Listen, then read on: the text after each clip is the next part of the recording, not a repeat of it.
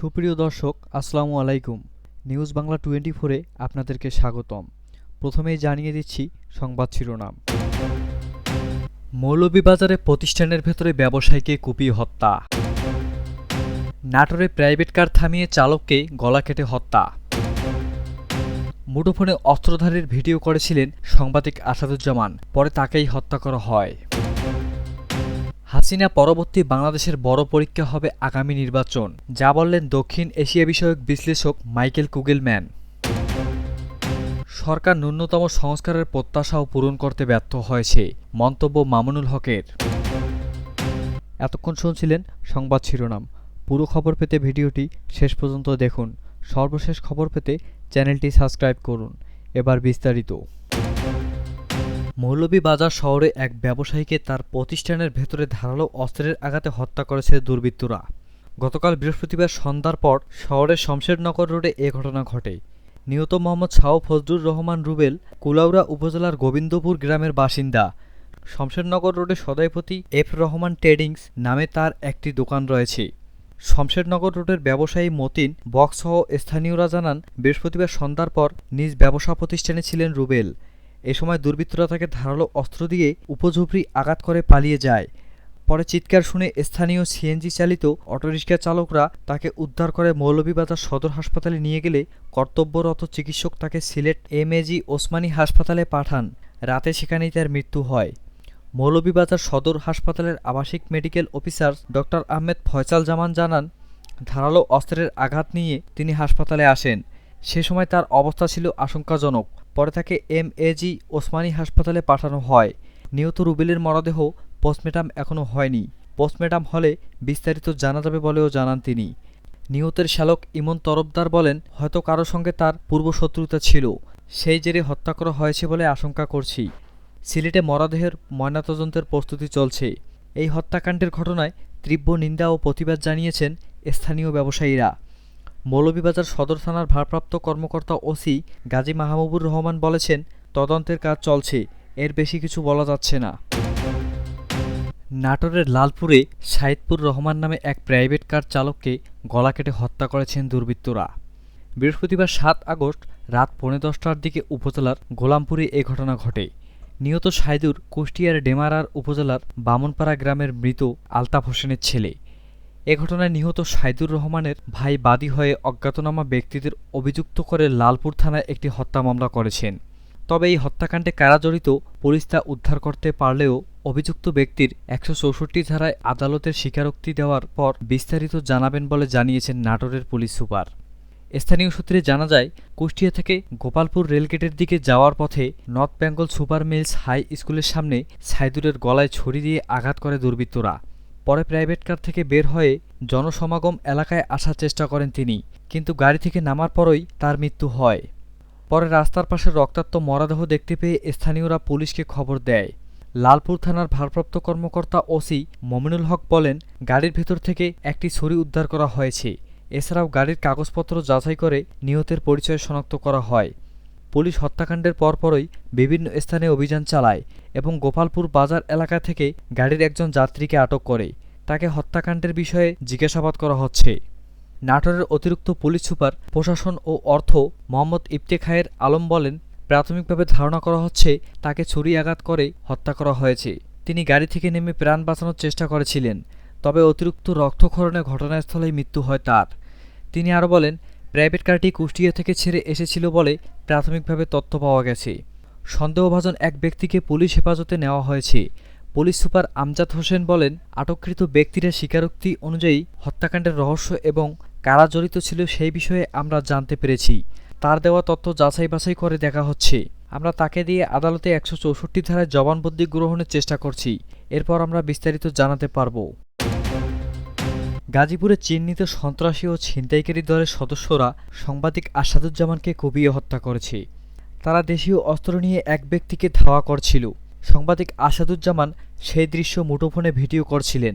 তখন আসাদুজ্জামানকে ধাওয়া করে কুপিয়ে হত্যা করা হয়। ঘটনাস্থলে একটি দোকানের সিসিটিভি ক্যামেরায় ফুটেজ দেখে এই তথ্য জানিয়েছেন পুলিশ। গাজীপুর নগরের চন্দনা চৌরাস্তা এলাকায় গতকাল বৃহস্পতিবার রাত ৮টার দিকে আসাদুজ্জামান তুহিনকে কুপিয়ে হত্যা করা হয়। তিনি দৈনিক প্রতিবেদনের কাগজের গাজীপুর স্টাফ রিপোর্টার্স হিসেবে কাজ করতেন। তার বাড়ি ময়মনসিংহের ফুলবাড়িয়া উপজেলার ভাটিপাড়া গ্রামে।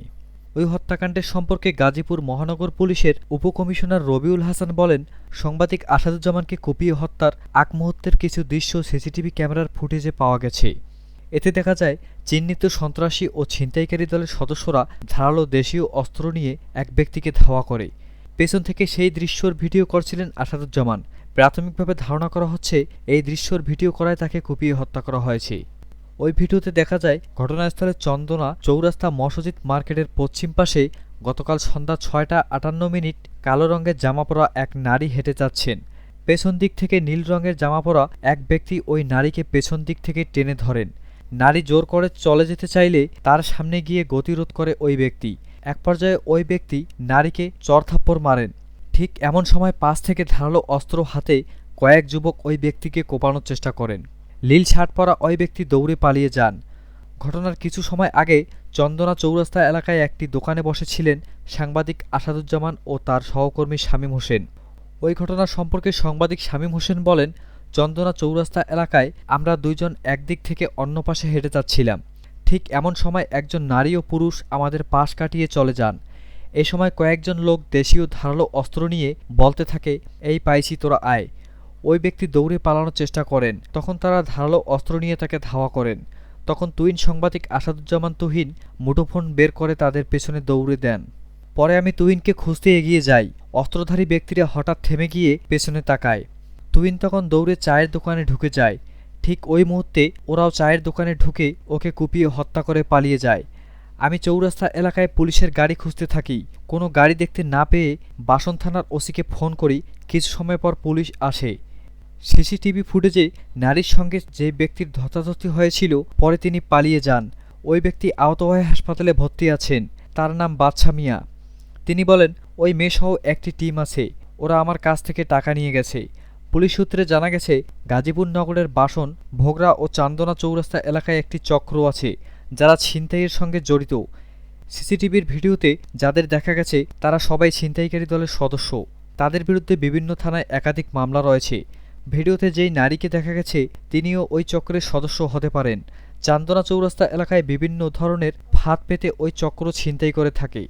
গাজীপুর মহানগর পুলিশ উপকমিশনার রবিউল প্রধান প্রথম আলোকে বলেন, আমরা ধারণা করছি সিসিটিভি ক্যামেরায় ফুটেজের ওই মেয়ে ছিনতাইকারী দলের সদস্য। হত্যাকাণ্ডের সঙ্গে জড়িত ব্যক্তিদের ধরতে এরই মধ্যে অভিযান শুরু হয়েছে।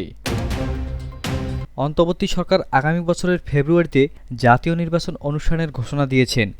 এই অবস্থায় শেখ হাসিনা পরবর্তী বাংলাদেশকে একটি বড় ধরনের পরীক্ষার মধ্য দিয়ে যেতে হবে বলে মনে করেন দক্ষিণ এশিয়া বিষয়ক বিশ্লেষক মাইকেল কুগেলম্যান।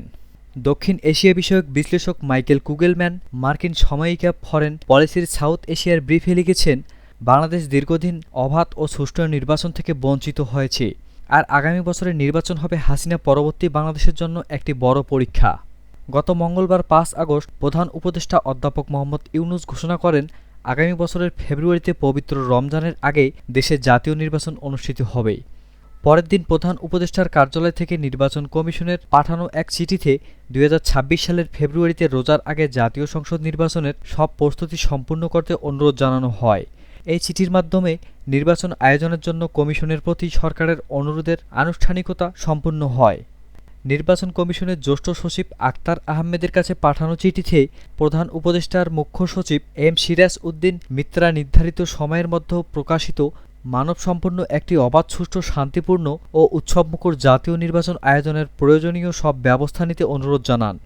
জুলাই আগস্ট গণ অভ্যুত্থানের ১ বছর পূর্ণ হয়েছে গত মঙ্গলবার ৫ আগস্ট। গত বছরের এই দিন ছাত্র জনতার আন্দোলনের মুখে শেখ হাসিনা পালিয়ে ভারতে চলে গেছেন। কুগেলম্যান লেখেন, ছাত্র নেতৃত্বাধীন কয়েক সপ্তাহব্যাপী আন্দোলনের পর হাসিনার পদত্যাগের খবর আসে। তার কৃতিত্ববাদী শাসনের বিরুদ্ধে বিক্ষোভে নিরাপত্তাবিহীন কঠোর দমন নিপীড়ন চালায়, যাতে প্রাণ হারায় ১,৪০০ জনেরও বেশি। তিনি আরও লেখেন, হাসিনা বিদায়ের ব্যাপক রাজনৈতিক প্রভাব পড়েছে এমন এক দেশে যেটি টানা ১৫ বছরের বেশি সময় ধরে তার নেতৃত্বাধীন আওয়ামী লীগের শাসনে ছিল। কুগেলম্যান আরও বলেন, আজ বাংলাদেশের মানুষ সাধারণভাবে আগের চেয়ে বেশি সুখী ও স্বাধীন। তবে বিপ্লব পরবর্তী মধুচন্দ্রিমা এখনও অনেকটাই অতীত। নোবেলজয়ী অধ্যাপক ইউনূসের নেতৃত্বে অন্তর্বর্তী সরকারের অর্থনীতি স্থিতিশীল করা ও আইনশৃঙ্খলা জোরদারের সংগ্রাম করেছে বলেও কুগেলম্যান উল্লেখ করেন। তিনি আরও লেখেন, এদিনই ফরেন পলিসিতে সলিল ত্রিপাঠী লিখেছেন, দেশে প্রতিশোধপরায়ণ রাজনৈতিক চক্র এখনও অব্যাহত রয়েছে। আন্দোলনের সময় নেতৃত্ব দেওয়া অনেকেই, যারা পরে অন্তর্বর্তী সরকারে যোগ দিয়েছিলেন, চলিত বছরের শুরুতে পদত্যাগ করে নতুন রাজনৈতিক দল গঠন করেন। কুগেলম্যান লেখেন, তারা এখনও হাসিনা পতনের পর দেওয়া উচ্চাভিলাষী কাঠামোগত সংস্কারের প্রতিশ্রুতি বাস্তবায়নে সচেষ্ট। তবে অগ্রগতি থাকছে না এবং এতে অনেক বাংলাদেশি হতাশ, বলেন তিনি।